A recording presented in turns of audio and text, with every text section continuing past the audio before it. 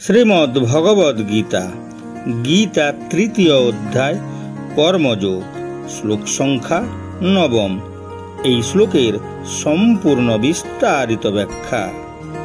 যজ্ঞার্থাৎ কর্মণোনত্র লোকয়ং কর্মবন্ধনঃ তদর্থং কর্ম কৌন্তেয় মুক্ত সঙ্গঃ সমাচর। পরমাত্মার জন্য যজ্ঞের আকারে কর্ম সম্পাদন করা উচিত, অন্যথায় কর্ম এই জড়জগতে বন্ধনের দিকে নিয়ে যায়। অতএব হে কুন্তি পুত্র, ঈশ্বরের সন্তুষ্টির জন্য এবং ফলাফলের প্রতি আসক্ত না হয়ে তোমার নির্ধারিত কর্ম সম্পাদন করো। কর্ম আমাদের জীবনে একটি অবিচ্ছেদ্য অংশ। প্রত্যেক মানুষ তার জীবনে কোনো না কোনো কাজ করে থাকে, কিন্তু আমরা কি জানি আমাদের কর্মের প্রভাব কি? আমাদের কর্ম কি আমাদের বন্ধনে আবদ্ধ করে নাকি মুক্তির দিকে নিয়ে যায়? আসুন এই নিবন্ধে কর্মযোগের গুরুত্ব এবং তার প্রকৃত অর্থ ব্যাখ্যার দ্বারা বোঝার চেষ্টা করি। কর্মের প্রকৃতি। কর্ম নিজেই ভালো কিংবা খারাপ নয়, কর্মফল এর পেছনের উদ্দেশ্যের উপর নির্ভর করে। এটি বোঝার জন্য আমরা একটি উদাহরণ নিতে পারি। ছুরির ব্যবহার ভিন্ন ভিন্ন পদ্ধতিতে ব্যবহার হয়ে থাকে। তার মধ্যে দুটি ব্যবহার, যেমন খুনির উদ্দেশ্য হত্যা করা, সার্জনের উদ্দেশ্য জীবন বাঁচানো। এর থেকে স্পষ্ট ধারণা এটাই যে এখানে ছুরি একই, কিন্তু এটির ব্যবহার করা ব্যক্তির উদ্দেশ্য ভিন্ন। একইভাবে কর্মও আমাদের উদ্দেশ্য অনুযায়ী ভিন্ন ভিন্ন ফল দিয়ে থাকে। কর্ম এবং মানসিকতা। কোনো কাজই খারাপ বা ভালো নয়, কিন্তু আমাদের চিন্তাভাবনাই কর্মকে ভালো কিংবা মন্দের দিকে নিয়ে যায়। অর্থাৎ আমাদের মানসিকতাই আমাদের কর্মকে শুভ বা অশুভ করে তোলে। কর্মের দুটি রূপ, বন্ধনের কারণ ও উত্থানের কারণ।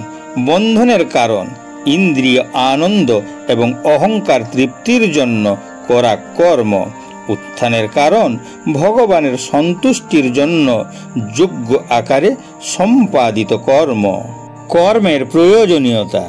কর্ম করা আমাদের স্বভাবজাত ধর্ম। আমরা এক মুহূর্তের জন্যও নিষ্ক্রিয় থাকতে পারি না। আমরা যদি ঈশ্বরকে নিবেদন না করে কোনো কাজ করি, তবে তা আমরা আমাদের মন ও ইন্দ্রিয়ের পরিতৃপ্তির জন্য সেই কর্ম করতে বাধ্য হই। কিন্তু যখন আমরা সমর্পণের ভাবনা নিয়ে নিষ্ঠার সাথে কোনো কাজ করি, তখন আমরা অনুভব করি যে সমস্ত পৃথিবী ঈশ্বরের, তাই সব কিছুই ঈশ্বরের সেবার জন্য। অযোধ্যার রাজা রঘু কর্মযোগের উচ্চ আদর্শ প্রতিষ্ঠা করেছিলেন। তিনি বিশ্বজিৎ যজ্ঞের অনুষ্ঠান করেছিলেন।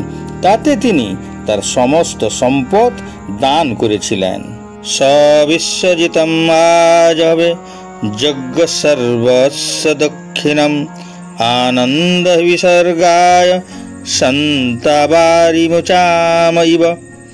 এই শ্লোকের অর্থ হলো, রঘু এই অনুভূতি নিয়েই যজ্ঞ করলেন। যেমন মেঘ পৃথিবী থেকে বাষ্প আকারে যে জল সংগ্রহ করে, তার নিজের আনন্দের জন্য নয়, বরং বৃষ্টির আকারে পৃথিবীতে ফিরিয়ে দেওয়ার জন্য। একইভাবে রাজা জনগণের কাছ থেকে কর আকারে যে সম্পদ সংগ্রহ করেন, তা নিজের সন্তুষ্টির জন্য নয়, প্রজাদের দানের মাধ্যমে ফিরিয়ে দিয়ে ঈশ্বরকেই সন্তুষ্ট করা। যজ্ঞের পর রঘু তার সমস্ত সম্পদ তার প্রজাদের মধ্যে দান করে দেন এবং তারপরে তিনি ছদ্মবেশে একটি মাটির পাত্র হাতে নিয়ে ভিক্ষার জন্য বেরিয়ে পড়েন। তিনি যখন একটি গাছের নিচে বিশ্রাম করছিলেন, তখন তিনি একটু দূরে কিছু লোকের কথোপকথন শুনতে পান।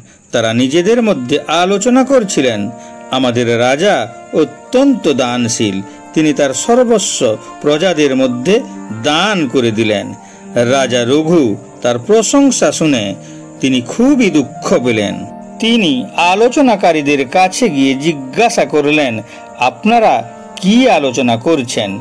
তারা জবাবে বললেন, আমরা আমাদের রাজার প্রশংসা করছি। এই পৃথিবীতে আমাদের রাজার মতো আর কোনো দাতা নেই। রঘু বললেন, তোমাদের রাজা কিছুই দান করেননি। প্রজারা রেগে গিয়ে বললেন, আপনি কি ধরনের মানুষ? আপনি আমাদের রাজার নিন্দা করছেন। কিন্তু প্রত্যেকেই জানে যে রঘু এখান থেকে যা কিছু অর্জন করেছেন তিনি সেগুলিই দান করেছেন। রাজা রঘু বললেন, যাও, তোমরা তোমাদের রাজাকে জিজ্ঞাসা করো, তিনি যখন পৃথিবীতে এসেছিলেন তখন তিনি কি নিয়ে এসেছিলেন। জন্মের সময় তিনি খালি হাতেই এসেছিলেন। কর আকারে নেওয়া সম্পদ প্রজাদের ফিরিয়ে দিয়েছেন, তাহলে তিনি দান করলেন কিভাবে? শ্রীকৃষ্ণ বললেন, একজন সৎ কর্মযোগী আমাকে যোগ্য হিসাবে বিবেচিত করে তার সমস্ত কৃতকর্মের ভোক্তা হিসাবে আমাকেই সম্পাদন করে। বাকি সময়ে আমার মহিমা শ্রবণ এবং আমার গুণ কীর্তন গান করে। এই ধরনের যোগী কখনো পৃথিবীতে থাকার সময় তার কর্মের বন্ধনে বাঁধা পড়ে না। কর্মযোগের ব্যবহারিক গুরুত্ব। কর্মযোগের নীতিটি আমাদের দৈনন্দিন জীবনে অত্যন্ত গুরুত্বপূর্ণ। এটি আমাদের শেখায় যে সমর্পণের বোধ নিয়ে প্রতিটি কাজ করা, নিজ দায়িত্ব অনুসরণ করা, ফল সম্পর্কে চিন্তামুক্ত হয়ে নিজেকে ঈশ্বরের কাছে সমর্পণ করা। কর্মযোগের সুবিধা। ফল সম্পর্কে চিন্তা না করে মানসিক শান্তি লাভ করা, ঈশ্বরের প্রতি নিজেকে উৎসর্গ করে আধ্যাত্মিক বিকাশের দিকে পরিচালিত হওয়া। নিষ্কাম কর্ম জাগতিক কর্মবন্ধন থেকে মুক্তি দেয়। নিষ্কাম কর্মের দ্বারা জীবনের প্রতিটি উদ্দেশ্য সফল হয়। কর্মযোগ আমাদের শেখায় যে জীবনের প্রতিটি কাজ যোগ্য হিসাবে সম্পাদন করা।